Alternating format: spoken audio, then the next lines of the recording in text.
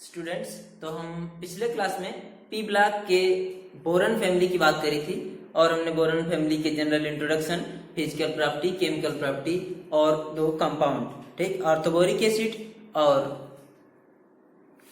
दूसरा वाला कंपाउंड था हमारा B2H6 जिसे हम क्या बोलते हैं, डाइबोरन। इसकी हमने एक्सप्लेनेशन कर ली थी। आज के लिए हम पी ब्लॉक के लिए नेक्स्ट फैमिली चलते हैं, नेक्स्ट ग्रुप का स्टडी करते हैं जिसको हम कार्बन फैमिली बोलते हैं। ठीक, कार्बन फैमिली मतलब कि जो ग्रुप है हमारा उसमें सबसे छोटा या सबसे टॉप पे जो एलिमेंट है वो क्या है, कार्बन। ठीक, और हमने कहा था ये सबसे ऊपर छोटा वाला एटम, जो सबसे ऊपर एटम होता है उसी के हिसाब से उसका पर्टिकुलर नाम रख दिया जाता है कि कार्बन बोरन फैमिली या कार्बन फैमिली, नाइट्रोजन फैमिली या ऑक्सीजन, सेम। तो आज हम कार्बन फैमिली की स्टडी करेंगे। ठीक, कार्बन फैमिली में क्या था, सबसे पहले हम सारे एलिमेंट्स की बात कर लेते हैं। ठीक, हमारे एलिमेंट्स कौन कौन से थे, कार्बन, सिलिकॉन, जर्मेनियम, स्टेनस मतलब टिन और प्लम्बम मतलब लेड। ठीक, ये सारे के सारे हमारे एलिमेंट हैं जो कार्बन फैमिली में हैं, जिनकी हमें क्या करनी है, स्टडी करनी है। ठीक, सबसे बड़ी बात, कार्बन आपको पता है दुनिया में यूं कह लें कि अगर सबसे ज्यादा कंपाउंड्स की बात करते हैं तो सबसे ज्यादा कंपाउंड्स किस एलिमेंट के पाए जाते हैं, कार्बन के। ठीक, तो इसका मतलब कार्बन हमारा क्या है, मोस्ट इंपॉर्टेंट एलिमेंट। यूं कह सकते हैं ना कि पूरी पीरियोडिक टेबल में कार्बन हमारा क्या है, सबसे ज्यादा इंपॉर्टेंट एलिमेंट है। ठीक, वो किसी भी तरह से हमारे केमिकल या फिजिकल या बायोलॉजिकल किसी भी मतलब केमिकल प्रॉपर्टी या फिजिकल प्रॉपर्टी से लेके या बायोलॉजिकल सिस्टम में हर जगह क्या है, कार्बन का प्रेजेंस है। कार्बन क्या है, यूं समझ सकते हैं मोस्ट अबंडेंट एलिमेंट। ठीक, कहां पे नहीं, पूरे यूनिवर्स में नहीं बात कर रहे हैं हम, अर्थ क्रस्ट की बात करते हैं। ठीक, बात करते हैं जनरल इंट्रोडक्शन की हमारे पी ब्लॉक के कार्बन फैमिली। ठीक, सबसे इंपॉर्टेंट पहली बात बोल देते हैं कि carbon is most abundant element by mass in earth crust. Earth crust ऊपर पट्टी हिंदी में बोलते हैं। अर्थ क्रस्ट में सबसे ज्यादा मास के अकॉर्डिंग क्या है, सबसे ज्यादा एलिमेंट कौन सा है, कार्बन है। ठीक, और एक और बात है, जस्ट अगर सिलिकॉन की बात कर लें तो by mass silicon is the second most abundant element on earth crust. ठीक, पूरे यूनिवर्स में बोल सकते हैं क्योंकि पूरे यूनिवर्स के लिए नहीं है, अर्थ क्रस्ट में अगर बात करें तो सबसे ज्यादा क्या है, कार्बन, उसके बाद silicon is the second most abundant element. ठीक, ओके। ठीक, तीसरी बात क्या है, आपको पता है कि कार्बन क्या है हमारा, कंबाइंड स्टेट, उसके साथ साथ फ्री स्टेट में भी पाया जाता है। ठीक, जिस और उस एलिमेंटल स्टेट में भी अदर कई फॉर्म में पाए जाते हैं, जिसे हम कोल, पेट्रोलियम, ग्रेफाइट, डायमंड, इन सब के फॉर्म में क्या होता है, ये पाया जाता है, जिससे हम क्या बोलते हैं कि ये ज्यादा हमारे लिए इंपॉर्टेंट है और सबसे ज्यादा ये अबंडेंट है, सबसे ज्यादा मात्रा में ये पाया जाता है। ठीक, ओके। ठीक, दूसरी बात क्या है, कह रहा कि अब ऐसा क्या है, ऑर्गेनिक हम पढ़ते हैं जब, तो उसमें भी पता है कि सबसे ज्यादा अगर कंपाउंड है दुनिया में किसी चीज के तो किसके हैं, कार्बन के। ठीक, कार्बन वो अदर लोगों के साथ क्या करता है, कंबाइंड होके वो कंपाउंड बनाता है। ठीक, ओके। और क्या है, कह रहा आपको पता है कि और सारे एलिमेंट भी जो इस ग्रुप के हैं, हाँ, इस ग्रुप का इंपॉर्टेंस बहुत ज्यादा है। ठीक, हमारे डेली लाइफ में या यूं कहने की लिविंग सिस्टम में, ठीक, या नॉन लिविंग सिस्टम में भी कार्बन का इंपॉर्टेंस बहुत ज्यादा है। ठीक, आगे क्या है, तो हमारे पास कार्बन ग्रुप में कौन कौन से है, एक बार फिर से नाम पढ़ लेते हैं। Carbon atomic number 6, silicon atomic number 14, germanium atomic number 32, stannum मतलब टिन एटॉमिक नंबर 50 और प्लम्बम 82, ऐसे एटॉमिक नंबर इसका क्या है, 82। ठीक, सही।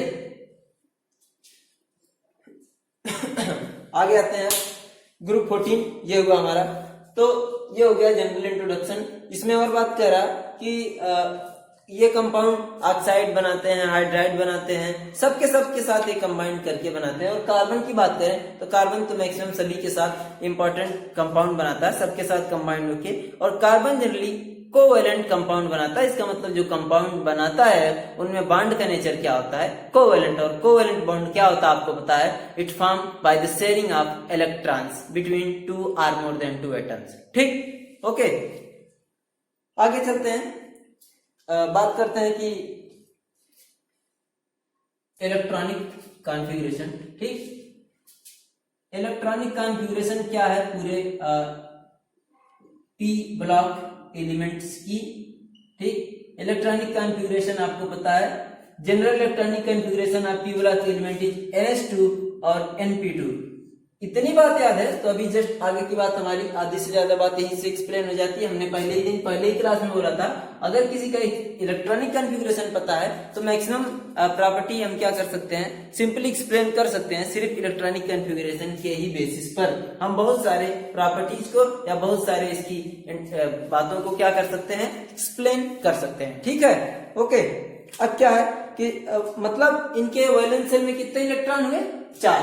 क्यों, जो हमने कहा था जो n होता है s, वही n क्या है, p वाला भी वही होता है, सेम है ना। अगर 2s है तो ये n यहाँ पे भी p के लिए भी क्या है, n की इक्वल टू वैल्यू, n की वैल्यू क्या है, 2 है। ठीक, 3s है 3p 3s 3p 4s 4p जो भी है। ठीक, तो इसका जनरल इलेक्ट्रॉनिक कॉन्फ़िगरेशन क्या है, ns2 और np2। ठीक, आगे क्या है, रेडियस, एटॉमिक रेडियस की अगर हम बात करें तो आपको सिंपली पता है, इस ग्रुप में ऊपर से नीचे आने के बाद क्या होता है। ठीक, एटॉमिक रेडियस क्या है, ऊपर से नीचे आने के बाद क्या होता रहता है, इंक्रीज होता रहता है। क्योंकि आपको पता है जनरल कि जब हम किसी भी ग्रुप में टॉप टू बॉटम आते हैं तो उसकी एटॉमिक रेडियस क्या होती है, इंक्रीज होती चली जाती है। ठीक ना, इंक्रीज होती चली जाती है, क्योंकि आपको पता है एटॉमिक नंबर बढ़ता है, साइज बढ़ती है, सेल भी बढ़ते हैं, नंबर ऑफ सेल्स। क्यों, क्योंकि एक एक पीरियड की मतलब बात होती है कि अगर वो सेकंड पीरियड का पीरियड, थर्ड का होता है, फोर्थ का, फिफ्थ का, सिक्स्थ का, एक एक पीरियड बढ़ने का मतलब एक एक सेल बढ़ती रहती है। और एक एक सेल बढ़ी तो ऑब्वियस सी बात है, अगर उसमें 2 सेल है, इसमें 3 है, 4 है, 5 है, तो एक एक नंबर ऑफ सेल्स बढ़ती चली जा रही है, तो साइज तो उसकी बढ़नी ही है। ठीक, ओके। आगे है क्या कि कह रहा कि द कोवेलेंट रेडियस, या फिर कह सकते हैं एटॉमिक रेडियस। ठीक, एटॉमिक रेडियस या कोवेलेंट रेडियस की भी सेम बात है। कोवेलेंट रेडियस क्या होती है, जब वो किसी कंपाउंड के या किसी एटम के साथ कोवेलेंटली बॉन्डेड हो तो उन दोनों के बीच के डिस्टेंस का हाफ को बोलते हैं कोवेलेंट रेडियस। ठीक, और एटॉमिक रेडियस क्या है, the distance from the nucleus to the outermost shell. फिर से ध्यान से सुन लीजिए एक बार कि the distance from the nucleus to the outermost shell is called atomic radius. और अगर कोवेलेंट रेडियस की बात कर रहा है तो जब कोई दो एलिमेंट या दो एटम्स आपस में जुड़े हुए होते हैं तो उन दोनों के न्यूक्लियस के बीच के डिस्टेंस के हाफ को क्या बोलते हैं, कोवेलेंट रेडियस। ठीक, तो कह रहा कि अगर कोवेलेंट रेडियस की बात करें, एटॉमिक रेडियस की बात करें, दोनों का ट्रेंड क्या होगा, सेम ही होगा कि ऊपर से नीचे आएंगे जैसे जैसे, वैसे वैसे क्या होगा, इनका एटॉमिक रेडियस बढ़ता चला जाएगा। ठीक, आगे क्या है, आयोनाइजेशन एंथैल्पी। आपको पता है आयोनाइजेशन एंथैल्पी क्या होती है, बताने की जरूरत नहीं, फिर भी सुन लीजिए।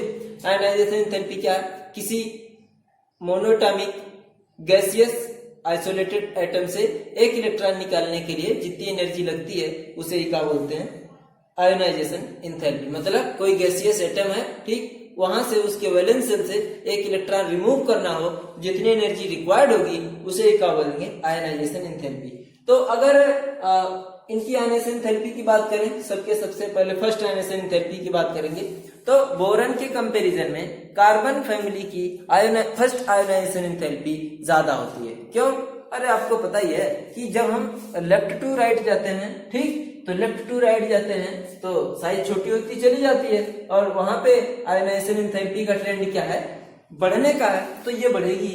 क्योंकि इसके पहले वाला ये था बोरन, एल्यूमिनियम, गैलियम, ऐसे करके। अब यहाँ से इधर की बात करें, यहाँ से इधर, तो सेम पीरियड के अपने अगर वो बोरन वाली फैमिली के कंपेयर करेंगे, बोरन वाली फैमिली के एलिमेंट्स के साथ, तो वहां पे क्या होगा, कार्बन वाली फैमिली के एलिमेंट्स की आयोनाइजेशन एंथैल्पी क्या होगी, बढ़ती चली जाएगी। हाँ, और उसी आयोनाइजेशन एंथैल्पी की अगर टॉप टू बॉटम स्टडी करना चाहें, कार्बन, सिलिकॉन, जर्मेनियम, स्टेनम और प्लम्बम के बीच, तो वहां पे क्या होगा, आयोनाइजेशन एंथैल्पी क्या होगी, डिक्रीज होती चली जाएगी। क्योंकि आपको पता है when we going top to bottom in a group then ionisation enthalpy decreases down to the group because the size increases. ठीक, बस एक ही बात बोल सकते हैं, सिंपली साइज बढ़ रही है, उसके बाद तो साइज बढ़ने के साथ साथ कई सारे फैक्टर काम करने लगते हैं। न्यूक्लियस का अट्रैक्शन आउटरमोस्ट सेल पे कम हो जाता है, तो इस कारण से निकालना इजी हो जाता है। तो इसलिए हम बोल सकते हैं सिंपली कि यहाँ पे क्या होता है, उसका आयोनाइजेशन एंथैल्पी ऊपर से नीचे आने पे घटती चली जाती है। ठीक है ना, सही। आगे कह रहा, हाँ, अगर फिर सेकंड की बात करते हैं, फिर थर्ड की, तो ये तो मैंने ट्रेंड बता दिया था पिछले वीडियोस में। मैंने बोला था कि हमेशा आयोनाइजेशन एंथैल्पी का ट्रेंड देखेंगे तो फर्स्ट वाली ऑलवेज सेकंड वाली और ज्यादा होगी, थर्ड वाली और ज्यादा होगी, मतलब first I first is less than I second is less than I third. ठीक, क्यों? क्योंकि आपको पता ही है कि जैसे जैसे क्या है इलेक्ट्रॉन निकलता चला जाता है, कटायन बनता चला जाता है, तो इलेक्ट्रॉन तो हमारे जा चुके होते हैं, लेकिन न्यूक्लियस के अंदर पॉजिटिव चार्ज क्या होता रहता है, बढ़ता और सेम ही रहता है, इसलिए उसका अट्रैक्शन बाहरी आउटरमोस्ट सेल पे ज्यादा होने लगता है। उसी हिसाब से हम हमेशा क्या करते हैं, आयोनाइजेशन एंथैल्पी का ट्रेंड क्या है, बढ़ता चला जाता है। ठीक, आगे क्या है, अब आ जाते हैं फिजिकल प्रॉपर्टीज पे। ठीक, फिजिकल प्रॉपर्टीज पे आ जाते हैं। ठीक, आगे हम आते हैं physical properties of 14 group element, मतलब कार्बन, सिलिकॉन, जर्मेनियम, स्टेनम और लेड की बात करते हैं। ठीक है, यहाँ पे क्या है, अब हम देखते हैं कि क्या है इनकी प्रॉपर्टीज, मतलब हम देखते हैं फिजिकल प्रॉपर्टीज में क्या है। आपको पता है पी ब्लॉक का मैंने कहा था कि स्पेशल फीचर है, यहाँ पे जनरली क्या है, हमारे सारे के सारे मेटल एलिमेंट्स में मेटल, नॉन मेटल और मेटोलाइट सब के सब पाए जाते हैं। तो अभी बोरन के केस में हमने देखा बोरन क्या है, नॉन मेटल था, बाकी ये सब के सब क्या थे, मेटल थे। यहाँ पे कार्बन में आपको पता है नॉन मेटल भी मिलेगा, मेटल भी मिलेगा और मेटोलाइट्स भी मिलेगा। ठीक, आपको बता देते हैं सीधे, सबसे पहली बात कि कार्बन एंड सिलिकॉन। ठीक, कार्बन एंड सिलिकॉन आर क्या है, नॉन मेटल्स। ठीक, कार्बन और सिलिकॉन आपको पता होने चाहिए कि नॉन मेटल्स हैं। भाई दूसरी बात क्या है, दूसरी बात है जर्मेनियम इज मेटलॉइड। ठीक, जर्मेनियम क्या है, मेटलॉइड।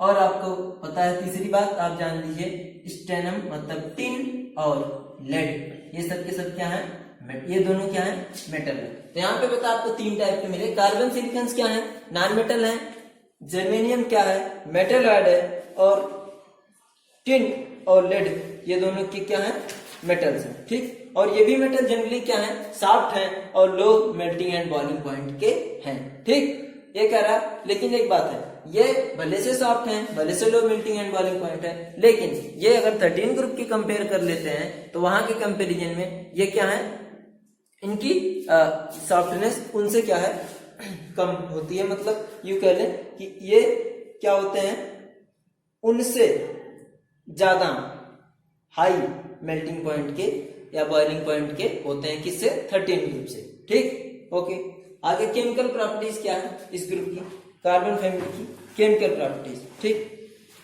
केमिकल प्रॉपर्टीज में जानने से पहले सबसे पहले जान लेते हैं इनकी ऑक्सीडेशन स्टेट की बात। ठीक, ऑक्सीडेशन स्टेट का क्या मतलब, हमने कहा किसी से कितना बॉन्ड बनाता है या कितना इलेक्ट्रॉन लॉस या गेन करने की वो टेंडेंसी रखता है। ठीक है, अब क्या है, यहाँ पे आपको पता है, यहाँ पे हम बता दें आपको कि ये कार्बन वाले एलिमेंट्स के वैलेंस शेल में कितने इलेक्ट्रॉन हुआ करते हैं, NH2 है और NP2 है। ठीक, NH2 है, NP2 है, मतलब S और P दोनों में दो दो इलेक्ट्रॉन है, इसका मतलब वैलेंस शेल में कितने इलेक्ट्रॉन है, 4। और मैंने बताया था कि जिसके में जितने अगर अनपेड इलेक्ट्रॉन मिलने की पॉसिबिलिटी होती है वही उसकी कोवैलेंसी होती है, या यूं कह लें कि जिसके आउटरमोस्ट में जितना इलेक्ट्रॉन है मैक्सिमम, वो मैक्सिमम वही ऑक्सीडेशन स्टेट शो करता है उसी के बेसिस पर। ठीक है, आगे क्या है केमिकल प्रॉपर्टीज में, फिर इसका मतलब यह है कि कार्बन फैमिली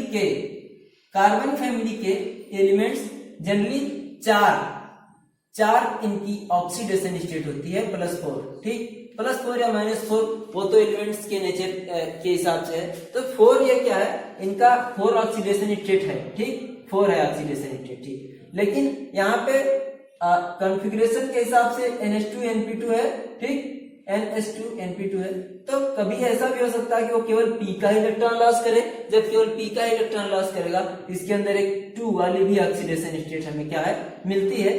या तो ये इसका मतलब यहाँ पे क्या है, ये 2 की भी ऑक्सीडेशन स्टेट शो कर सकता है, और किसकी शो कर सकता है, और 4 की शो कर सकता है। ठीक है, अब क्या है,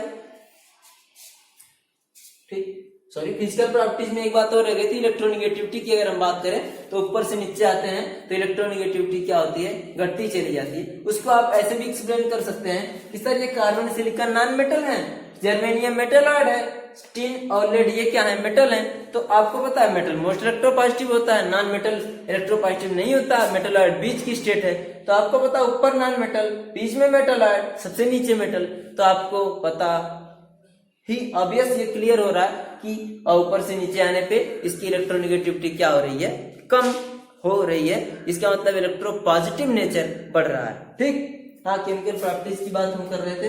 यहाँ पे ऑक्सीडेशन स्टेट की अगर हम बात कर रहे थे, हमने कहा कि कार्बन और सिलिकॉन, कार्बन और सिलिकॉन क्या है, मोस्टली क्या क्या शो करते हैं, +4 ऑक्सीडेशन स्टेट शो करते हैं। लेकिन जैसे नीचे हम जर्मेनियम की बात करते हैं, टिन की बात करते हैं, लेड की बात करते हैं, तो यहाँ पे +2 की भी ऑक्सीडेशन स्टेट कॉमन पाई जाती है। वो इसलिए पाई जाती है कि हमने कहा था इनर्ट पेयर इफेक्ट के द्वारा, है ना। क्यों? क्योंकि इसका S वाले इलेक्ट्रॉन्स का अट्रैक्शन जो है न्यूक्लियस का उस पर ज्यादा होने लगता है और इसलिए वो केवल P का ही लॉस करता है और वहीं पे वो स्टेबल ऑक्सीडेशन स्टेट पा लेता है। ठीक, वो इनर्ट पेयर इफेक्ट हमने बताया था किस लिए आता है, इसलिए आता है कि बीच में फिर से एक बार रिवाइज करा दे रहे हैं, पिछले क्लास में मैं बता चुका था फिर भी कि डी ब्लॉक के जो एलिमेंट्स आ जाते हैं उस कारण से उनके न्यूक्लियस में इलेक्ट्रॉन चार्ज बढ़ता चला जाता है, इसलिए उसका अट्रैक्शन भी बढ़ता चला जाता है। और सेम पीरियड के हैं तो साइज तो सेम ही रहती है, इसलिए ज्यादा ही प्रभाव वो दिखाते हैं वहां पे आउटरमोस्ट सेल पे, जिसके कारण से वो S का इलेक्ट्रॉन ना लॉस करके केवल P का ही करता है, इसलिए सिर्फ +2 के ही शो करने की पॉसिबिलिटी होती है। कौन से वाले में, नीचे वाले जो हैं उनके लिए, या यूं कह सकते हैं हायर एलिमेंट्स के। ठीक,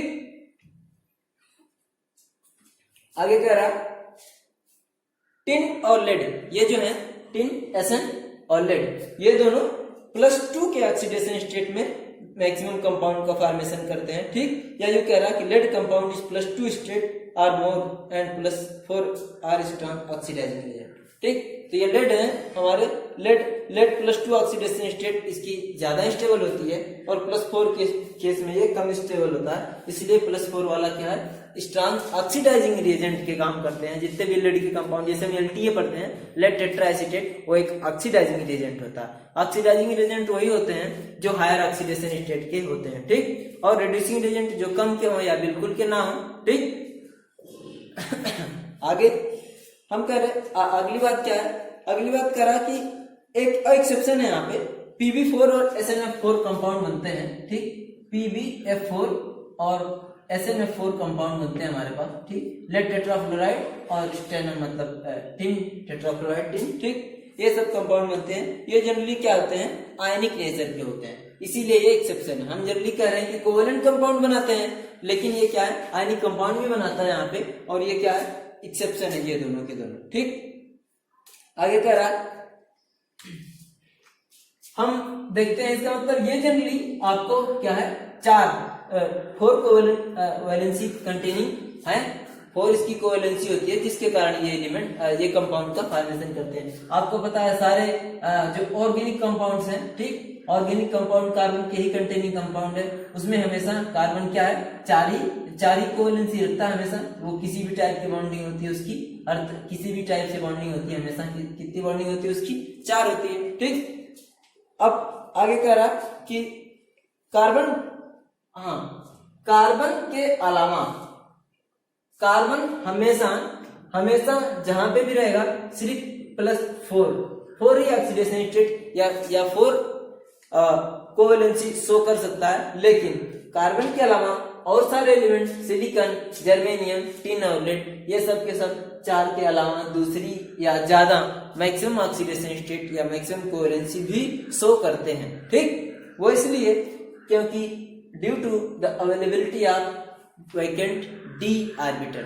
ठीक, क्यों, आपको पता है कार्बन क्या है, सेकेंड पीरियड का है, सिलिकॉन क्या है, थर्ड पीरियड का है, जर्मेनियम क्या है, फोर्थ पीरियड का है, उसके बाद टिन क्या है, ये सेकेंड पीरियड, ये थर्ड पीरियड, ये फोर्थ, फिफ्थ, सिक्स्थ। आपको पता है सेकेंड पीरियड में क्या है, केवल 2s2 होता है, 2s होता है और 2p होता है, लेकिन थर्ड में क्या है, 3s, 3p और 3d भी होता है। ये पी ब्लॉक में है, ये पी ब्लॉक के एलिमेंट्स है, तो सिर्फ यहाँ पे केवल क्या है, पी के ही पी में ही इलेक्ट्रॉन्स फिलअप हुए होते हैं। लेकिन यहाँ पे क्या है, केवल पी में ही इलेक्ट्रॉन होते हैं, तो डी वाला खाली होता है, ये अपना इलेक्ट्रॉन डी में एक्साइट कर सकता है, इसलिए ये मैक्सिमम कोवेलेंसी या मैक्सिमम ऑक्सीडेशन स्टेट ये मैक्सिमम शो कर सकता है compound containing more than 4 bond, यू कह सकते हैं it can form compound containing more than 4 covalent bond. ठीक, आगे क्या है, वो इसलिए ड्यू टू द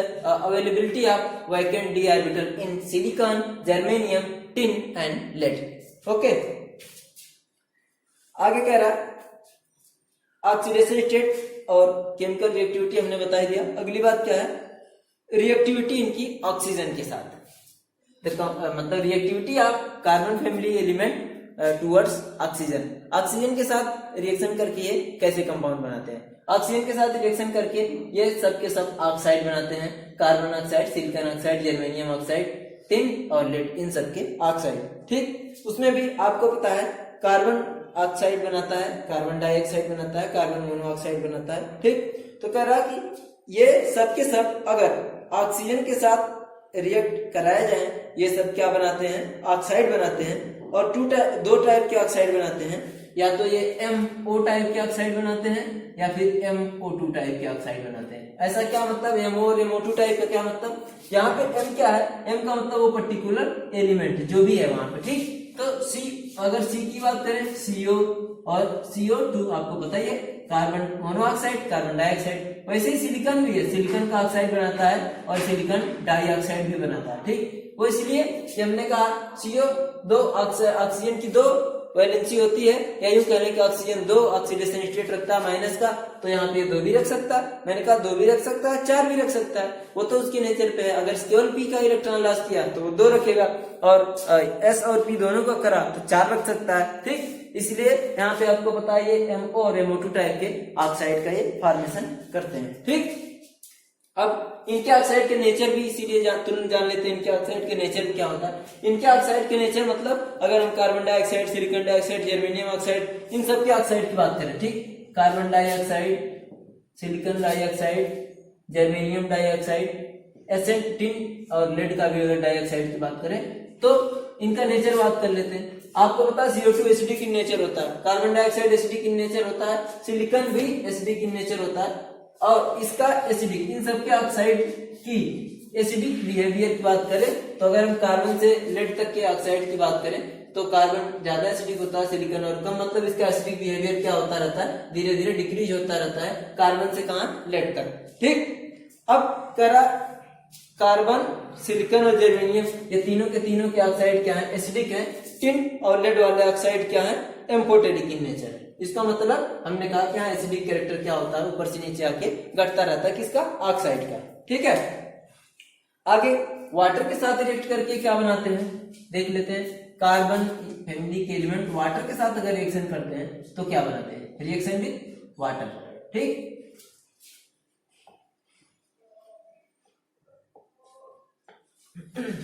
वाटर के साथ रिएक्शन क्या करता है, कह रहा कार्बन, सिलिकॉन एंड जर्मेनियम, ये तीनों के तीनों वाटर के साथ कोई रिएक्शन शो नहीं करते। ठीक, लेकिन कह रहा टिन वाटर के साथ, या वाटर नहीं कह सकते हैं, स्टीम के साथ रिएक्शन करके क्या कराता है, टिन का ऑक्साइड बनाता है। ठीक, SnO2 बनाता है।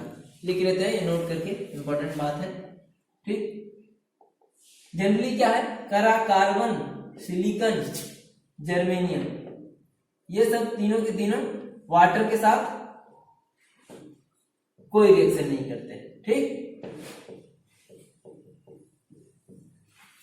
लेकिन टिन अगर स्टीम के साथ रिएक्शन कराएं, ठीक,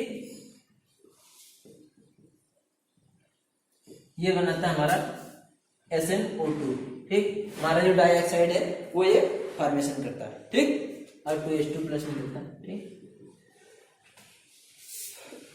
2H2O, ये स्टीम, या यूं कह सकते हैं 2H2 लिख के यहाँ पे 8 का सिंबल दे सकते हैं। ठीक, H2O के साथ अगर यहाँ पे स्टीम लिख दें, ये वाटर मतलब भाप के साथ रिएक्शन करके क्या बनाता है, बाकी सारे और कोई क्या है, और इवन लेड भी, इवन लेड लेड बी क्या है, unaffected by water, even PB unaffected by water, ठीक। लेड बी वाटर के साथ कोई रिएक्शन शो नहीं करता, सिर्फ एक टिन ही ऐसा है जो वाटर नहीं, वो भी किसके साथ, स्टीम के साथ रिएक्शन करके क्या करता है, क्या बनाता है, SnO2 का फॉर्मेशन करता है, ठीक। लेड वाटर के साथ रिएक्शन नहीं करता, कार्बन, सिलिकॉन, जर्मेनियम नहीं कर सकते, केवल टिन है वो भी स्टीम के साथ रिएक्शन करके क्या बनाता है, टिन का ऑक्साइड बनाता है, ठीक है। आगे करा हैलोजेंस के साथ रिएक्टिविटी क्या है इनकी, reactivity towards halogens,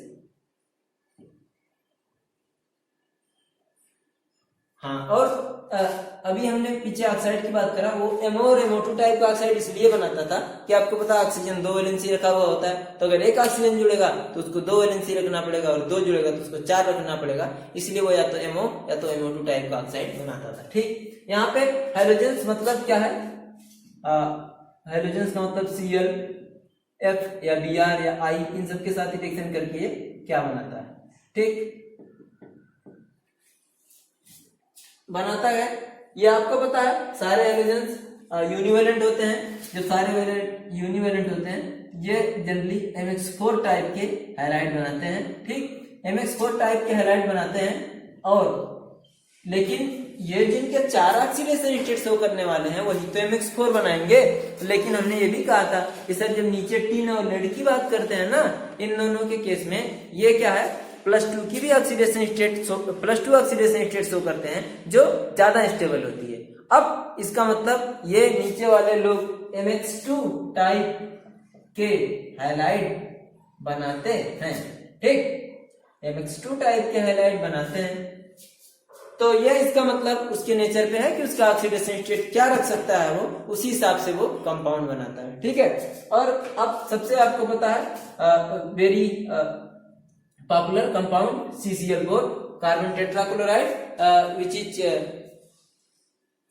act as solvent in the organic industry या organic reactions, ठीक। CCl4 कार्बन टेट्राक्लोराइड हम सॉल्वेंट का इस्तेमाल करते हैं ऑर्गेनिक रिएक्शंस में, क्योंकि ये इनऑर्गेनिक होता है तो ऑर्गेनिक वाले रिएक्शंस में हम इसके सॉल्वेंट का इस्तेमाल कर सकते हैं, ठीक है। तो CCl4 SiCl4, ठीक, जर्मेनियम के साथ भी बनाता है, ठीक। लेकिन SnCl2 आपको पता है, आप सुने होंगे, लेड के साथ भी ये लोग क्या है, डाइवेलेंट हैलाइड बनाते हैं, ठीक है।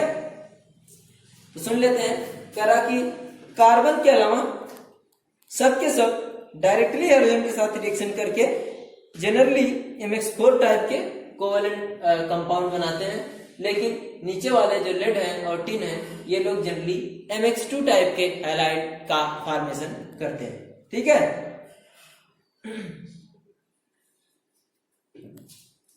अब वो इसलिए आपको पता है जब +2 और +4 लेड और टिन के केस में +2 और +4 दोनों ऑक्सीडेशन स्टेट शो करने की पॉसिबिलिटी होती है, तो वो सिर्फ किसकी करते हैं, +2 की। क्यों, हमने बताया था इनर्ट पेयर इफेक्ट के केस में, इनर्ट पेयर इफेक्ट के लिए NH2 और NP2 होता। इनर्ट पेयर की हमने कहा था जब ज्यादा बढ़ जाते हैं न्यूक्लियस का चार्ज तो वो S आपको पता है P के कंपैरिजन में ज्यादा न्यूक्लियस के पास होता है, तो न्यूक्लियस S को ज्यादा खींच लेता है, इसलिए S का इलेक्ट्रॉन निकालना मुश्किल हो जाता है, तो सिर्फ P का ही निकालता है, इसीलिए वो +2 पे वो स्टेबल ज्यादा होता है, ठीक। और इसीलिए हम क्या कहते हैं यहाँ पे +2 इसकी ज्यादा स्टेबल ऑक्सीडेशन स्टेट होती है, इसीलिए +2 वाले हैलाइड या सारे के सारे मैक्सिमम कंपाउंड +2 वाले ही बनाते हैं जिनमें ऑक्सीडेशन स्टेट क्या हो, +2 हो, ठीक है। तो यूं हम कह सकते हैं, नोट करके एक बात लिख सकते हैं, खास बात नोट करके, खास बात क्या लिख सकते हैं कि PbX2 is more than PbX4। Lead के डाइवेलेंट कंपाउंड क्या होते हैं, ज्यादा स्टेबल होते हैं, किसके कंपैरिजन में, टेट्रावेलेंट कंपाउंड के कंपैरिजन में, ठीक है। और इसी तरह से कह रहा कि जर्मेनियम क्या है, लेकिन जर्मेनियम के केस में ऐसा बिल्कुल नहीं है। GeX4 इज मोर स्टेबल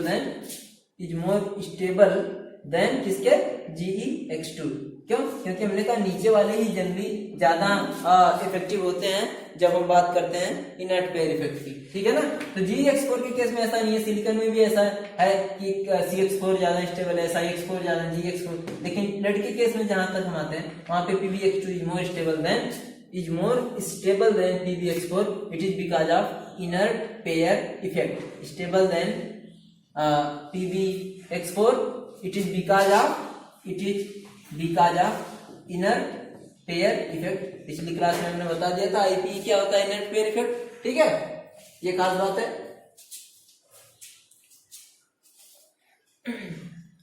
एक बात और, इनके हाइलाइट्स का नेचर देख लेते हैं, इनके हाइलाइट्स की रिएक्टिविटी देख लेते हैं। नोट इंपॉर्टेंट बात है ये, ठीक।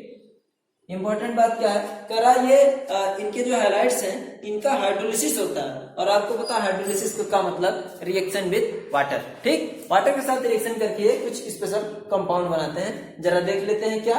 जैसे करा सिलिकॉन के केस में, सिलिकॉन SiS4 प्लस H2O, ये यहाँ पे कंपाउंड ये रिएक्शन करके क्या बनाता है, आगे जाके हमको सिलिसिक एसिड बनाता है, SiOH4, ठीक। सिलिसिक एसिड बनाता है, ठीक। ये क्या है, सिलिसिक एसिड, ठीक। सिलिसिक एसिड बनाता है। ऐसा क्यों होता है? अभी तो इसका मतलब सर यहाँ पे ये हो रहा है कि ये सब यहाँ से सारे Cl सब्स्टिट्यूट हो जा रहे हैं, किससे, इस वाटर के साथ। वाटर से हमें क्या मिल रहा है, OH मिल रहा है, ठीक। इसका मतलब ये सब्स्टिट्यूशन रिएक्शन की तरह है। सब्स्टिट्यूशन रिएक्शन क्या होता है, ये कोई आता है उसी के स्थान, वहां से क्या दूसरा चला जाता है, ठीक है। वो हम जरा एक बार मैकेनिज्म आपको दिखा देते हैं। SiCl ये 4 है, टेट्राहेड्रल स्ट्रक्चर है। यहाँ पे H2O क्या कहलाता है, H2O आपको पता है न्यूक्लियोफाइल है। हाँ, अब H2O न्यूक्लियोफाइल है तो इसका मतलब ये सिलिकॉन किसी न किसी तरह से इसके पास वैकेंट ऑर्बिटल होगा या इलेक्ट्रोफाइल की तरह होगा, तभी तो इनके साथ रिएक्शन कर सकता है, ठीक। ये क्या करता है,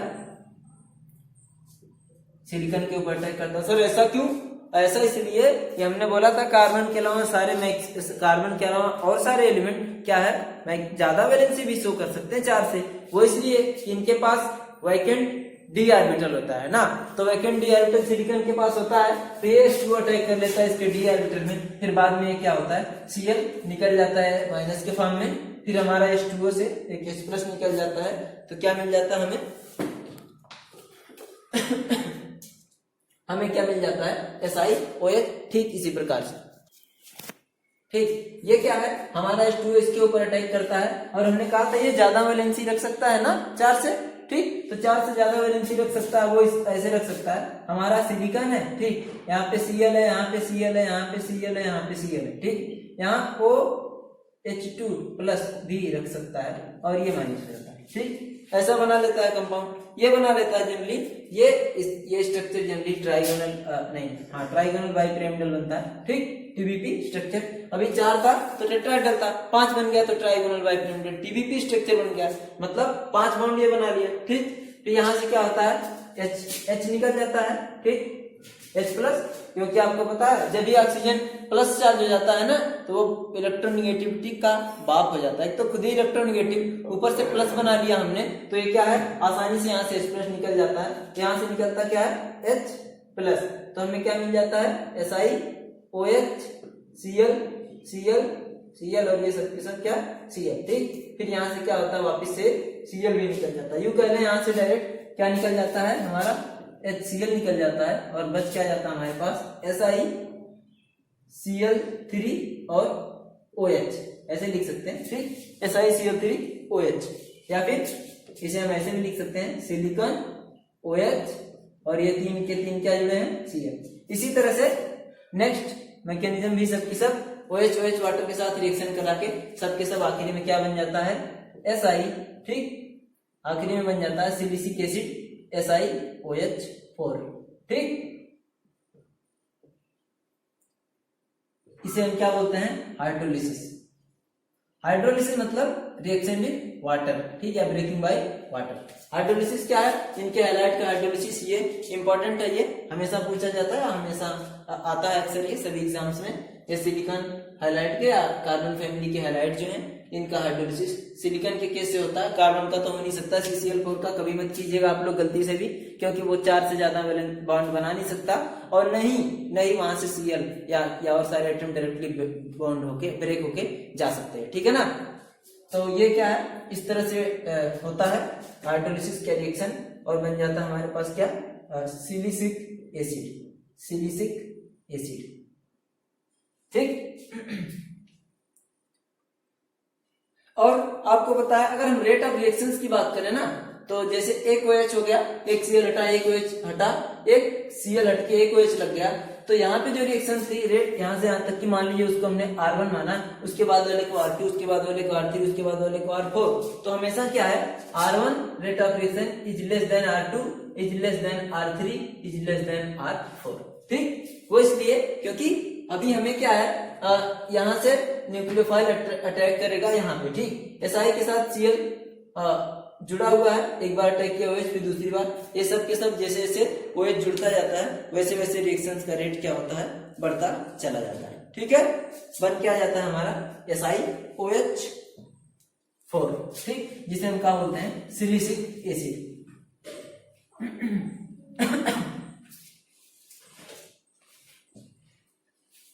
अब कह रहा कि यहाँ पे भी थोड़ी सी बात जान लेते हैं, एनोमेलस बिहेवियर ऑफ कार्बन, है ना। कल हमने बताया था एनोमेलस बिहेवियर ऑफ कार्बन क्या होता है, हमने कहा था कि कार्बन और जिस भी ग्रुप की बात करें उस ग्रुप में एक पर्टिकुलर ऊपर वाला जो एटम्स होता है छोटा वाला, वो एटम और रो के साथ या वो एलिमेंट और अदर एलिमेंट्स के साथ के अलावा अलग बिहेवियर शो करता है, कुछ अलग ही प्रॉपर्टी शो करता है, इसलिए हम उसे क्या बोलते थे, एनोमेलस बिहेवियर ऑफ कार्बन। थोड़ा सा सुन लेते हैं उसके बारे में भी, ठीक। ये कह रहा कि पहली बात तो फर्स्ट एलिमेंट है कार्बन इस ग्रुप का, इसके अलावा कार्बन का कह रहा है स्मॉल साइज होती है, higher electronegativity, higher ionisation enthalpy and सबसे इंपॉर्टेंट बात अनअवेलेबिलिटी ऑफ डी ऑर्बिटल, मतलब कार्बन के केस में डी ऑर्बिटल नहीं होता, क्यों, क्योंकि 2 ही सेल होती है और सेकंड सेल में डी कभी एग्जिस्ट नहीं करता, इसलिए हम क्या बोलते हैं कि इसमें डी नहीं होता, बाकी सारे में क्या है, डी पाया जाता है, इसलिए उनकी प्रॉपर्टी इनके कंपैरिजन में कुछ अलग ही होती है। हमने कहा कि अगर आप देखें तो 4 से ज्यादा कोवेलेंसी सिर्फ कार्बन के अलावा सबके सब रख सकते हैं, कार्बन नहीं रख सकता। तो अगर अभी हमने फिर हाइड्रोलिसिस कराया था तो कार्बन के हैलाइड मतलब CH4, CCl4, CBr4, CiO4, CI4 कुछ भी बना ले, उनका हाइड्रोलिसिस नहीं हो सकता, लेकिन यहाँ पे सिलिकॉन, जर्मेनियम और टिन इन सब के अगर हैलाइड हैं तो उनका हम हाइड्रोलिसिस इजीली क्या करते हैं, करा सकते हैं, ठीक है।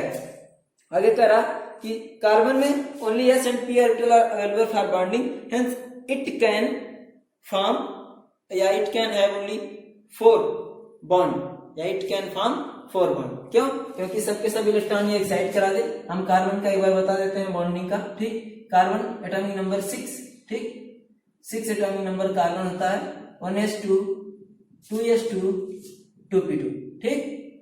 अब क्या है ये S, हमने कहा जितने अनपेड इलेक्ट्रॉन होते हैं उतनी उसकी कोवेलेंसी होती है, और ये अनपेड इलेक्ट्रॉन कैसे हो सकते हैं, हमने कहा ये ऐसा इसका होता है सीन, यहाँ से इलेक्ट्रॉन ये एक्साइट होकर कहाँ चला आता है, यहाँ चला जाता है। अब इसके पास 4 सिंगली ऑक्युपाइड ऑर्बिटल होते हैं, या यूं कह लें 4 अनपेड इलेक्ट्रॉन होते हैं, इसलिए ये मैक्सिमम और मोस्ट स्टेबल 4 बॉन्ड का फॉर्मेशन, 4 बॉन्ड का फॉर्मेशन करता है, इसलिए हमेशा कार्बन का कह सकते हैं ऑलवेज, ठीक, always tetravalent in nature, you कह सकते हैं, ठीक, या फिर कह सकते हैं ये कंपाउंड बनाता है कैसा, tetravalent compound, carbon form always tetravalent compound, ठीक है। और करा हम एक और बात जानते हैं, कैटनेशन प्रॉपर्टी। कैटनेशन प्रॉपर्टी क्या होता है, ठीक, कार्बन की कैटनेशन प्रॉपर्टी कार्बन की सबसे ज्यादा होती है, सिलिकॉन की भी थोड़ी बहुत होती है, बाकी और किसी की ना होती है, ठीक। कैटनेशन प्रॉपर्टी क्या होती है, एक लाइन में वो भी सुन लें। हमने कहा कि वो खुद और अलग अपने ही सेम टाइप के एटम के साथ कंबाइन करके एक लॉन्ग चेन का कंपाउंड या एक लार्ज कंपाउंड बना लेता है, उसी को क्या कहते हैं, कैटनेशन प्रॉपर्टी। और ये कार्बन के पास ही होती है, थोड़ी बहुत सिलिकॉन के पास होती है, बाकी और किसी के पास ना होती है। मतलब सेम टाइप, अपने ही टाइप के एटम्स के साथ कंबाइन करके एक लार्ज कंपाउंड का फॉर्मेशन कर लेता है, उसे क्या बोलते हैं, कैटनेशन प्रॉपर्टी, ठीक है। और कार्बन क्या है, इसकी यूनिक प्रॉपर्टी और दूसरी क्या है, ये इसके पास पी ऑर्बिटल ही होता है। ये किसी के साथ पाई बॉन्ड बनाता है, वो स्ट्रांग पाई बॉन्ड का फॉर्मेशन कर लेता है पी के साथ, ठीक है, पी पाई, हाँ, पाई बॉन्ड का भी ये फॉर्मेशन करता है डबल बॉन्ड या ट्रिपल बॉन्ड बनाते समय। जैसे हम क्या है CO, CS और CN, ये सारे एलिमेंट्स के साथ ये कंपाउंड बनाता है। CO बना लेता है, C के साथ 3 बॉन्ड का C कंपाउंड बना लेता है, C ट्रिपल बॉन्ड C, ठीक, C ट्रिपल बॉन्ड N, ऐसे कंपाउंड के फॉर्मेशन इजीली कर लेता है। लेकिन और सारे एलिमेंट और सिलिकॉन, जर्मेनियम, टिन या लेड, ये सब के सब ऐसा कुछ नहीं कर सकते हैं, ठीक है। और कैटनेशन प्रॉपर्टी हमने कहा कि CC बॉन्ड वेरी स्ट्रांग होता है, यहाँ पे इस कार्बन बॉन्ड वेरी स्ट्रांग होता है। इस कारण से आप एक जैसे कार्बन अपने के साथ कंबाइन करके लार्ज कंपाउंड का फॉर्मेशन कर लेता है या लॉन्ग चेन कंपाउंड का फॉर्मेशन कर लेता है। इस प्रॉपर्टी को क्या बोलते हैं, कैटनेशन प्रॉपर्टी, और ये एक यूनिक प्रॉपर्टी है किसकी, कार्बन की, ठीक है, ओके। और अगर हम ऑर्डर ऑफ कैटनेशन की बात करें कि कैटनेशन प्रॉपर्टी किसकी ज्यादा है, तो हमको पता होनी चाहिए कि कार्बन की सबसे ज्यादा है, सिलिकॉन की थोड़ी कम है, बाकी और किसी की कुछ नहीं है। कार्बन, सिलिकॉन, उसके बाद नहीं, उसके बाद और किसी की कैटनेशन प्रॉपर्टी नहीं है। हाँ, इससे सिलिकॉन के बाद कम कहना चाहें तो हम कह सकते हैं जर्मेनियम एसन, लेकिन इसका कोई मतलब नहीं होता, मतलब सिर्फ कार्बन और सिलिकॉन से होता है, ठीक है। तो आज के लिए इतना ही। हाँ, एक और बात बताते हैं, बॉन्डिंग थेरेपी क्या है। बॉन्डिंग थेरेपी CC की सबसे ज्यादा होती है, ठीक, CC। और अगर हम SI की बात करें, ठीक, और अगर हम जर्मेनियम की बात करें, और अगर हम टिन की बात करें, इन सब में सबसे ज्यादा बॉन्डिंग थेरेपी या सबसे ज्यादा बॉन्ड एनर्जी, इसका मतलब सबसे ज्यादा एनर्जी लगेगी बॉन्ड तोड़ना है तो CC की, जिसका हमारे पास वैल्यू क्या है, 348 किलो जूल पर मोल, ठीक। बाकी इसके बाद इसकी 297 होती है, ठीक, इसकी 260 होती है और इसकी 240 होती है किलो जूल पर मोल। इसलिए CC का बॉन्ड बहुत स्ट्रांग होता है, इसीलिए CC की कैटनेशन प्रॉपर्टी भी सबसे ज्यादा होती है और मोस्ट इंपॉर्टेंट होता है, ठीक है। तो आज के लिए इतना ही। अगले क्लास में हम एलोट्रॉपी ऑफ कार्बन देखेंगे। Thank you.